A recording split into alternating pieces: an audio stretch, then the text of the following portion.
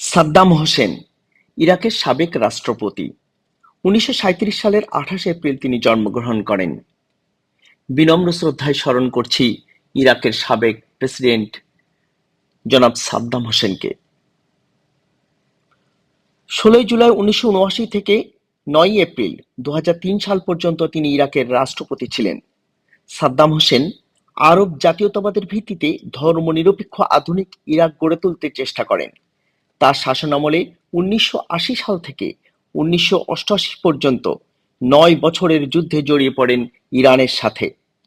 এছাড়া সাদ্দামের বিরুদ্ধ পক্ষ ছিল উপজাতীয় ও ধর্মীয় গোত্রগুলো, যারা স্বাধীনতা দাবি করছিল, যেমন ইরাকি শিয়া মুসলমান, কুর্দি, ইরাকি তুর্কি জনগণ। ২০০৩ সালে ১৯ মার্চ যুক্তরাষ্ট্র, যুক্তরাজ্য, অস্ট্রেলিয়া ও পোল্যান্ডের সম্মিলিত বাহিনী ইরাক আক্রমণ করে ইরাকের প্রেসিডেন্ট সাদ্দাম হোসেনকে পরাস্ত করেন।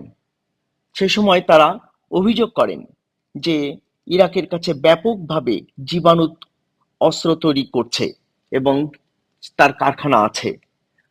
অন্যদিকে আর অন্যদের ভাষ্য অনুযায়ী যে ইরাক আক্রমণ ছিল ১১ সেপ্টেম্বর যুক্তরাষ্ট্রের উপর সন্ত্রাসী আক্রমণের একটা প্রতিশোধ। ১১ সেপ্টেম্বর সন্ত্রাসী আক্রমণের দরুন যুক্তরাষ্ট্রের কৌশলগত অবস্থানে ব্যাপক পরিবর্তন আসে। ব্লেয়ারের ভাষ্য অনুযায়ী ইরাকের নিজেদের সম্ভাব্য নিউক্লিয়ার, রাসায়নিক ও জৈব অস্ত্র ধ্বংসের অনীহাই ছিল এই যুদ্ধ শুরু হওয়ার মূল অনুঘটক। ১৩ ডিসেম্বর ২০০৩ সালে সাদ্দাম হোসেন আমেরিকান সৈন্যদের কাছে ধরা পড়েন। পরবর্তীতে আমেরিকা ইরাকি সরকারের মাধ্যমে সাদ্দাম হোসেনের বিচার করে ফাঁসির রায় ধার্য করে। ২০০৬ সালের ৩০ ডিসেম্বর ইরাকি সময় সকাল ৬টা ৬ মিনিটে সাদ্দাম হোসেনের ফাঁসির রায় কার্যকর করা হয়। ইন্না লিল্লাহি ওয়া ইন্না ইলাইহি রাজিউন। আমি তার মৃত্যুতে বিনম্র শ্রদ্ধায় স্মরণ করছি এই মহান মুসলিম নেতাকে। আসলে আন্তর্জাতিক একটি রাজনীতি, এই রাজনীতির ভাবধারা বুঝে ওঠার মতো আমার জ্ঞান নাই, কিন্তু আমি এতটুকু বুঝি এই জাতীয়তাবাদী নেতা, যিনি ইসরায়েলের বিপক্ষে কথা বলতেন, ফিলিস্তিনিদের পক্ষে কথা বলতেন, সেই জন্য এই নেতাকে হত্যা করতে হবে। এই হত্যা করবার উদ্দেশ্যেই ষড়যন্ত্র করে আমেরিকান বাহিনী সেদিন সাদ্দামকে পরাস্ত করে। যেটা একই রকম ঘটেছিল বাংলাদেশের ক্ষেত্রে। আমাদের জাতির জনক বঙ্গবন্ধু শেখ মুজিবুর রহমান স্বাধীনতার পরে ১৯৭৫ সালের ১৫ই আগস্ট সপরিবারে তাকে হত্যা করা হয় এমনই একটি আন্তর্জাতিক চক্রান্তের মাধ্যমে। দেশে দেশে, বিদেশে বিদেশে বিভিন্ন জায়গায় এরকম হত্যাকাণ্ডকে আমরা নিন্দা করি। সকল হত্যাকাণ্ড বন্ধ হোক এবং সকল মানুষের স্বাভাবিক মৃত্যুর গ্যারান্টি চাই। আসুন বিশ্ববাসী এভাবে রাজনৈতিক সকল হত্যাকাণ্ড আমরা বন্ধ করি।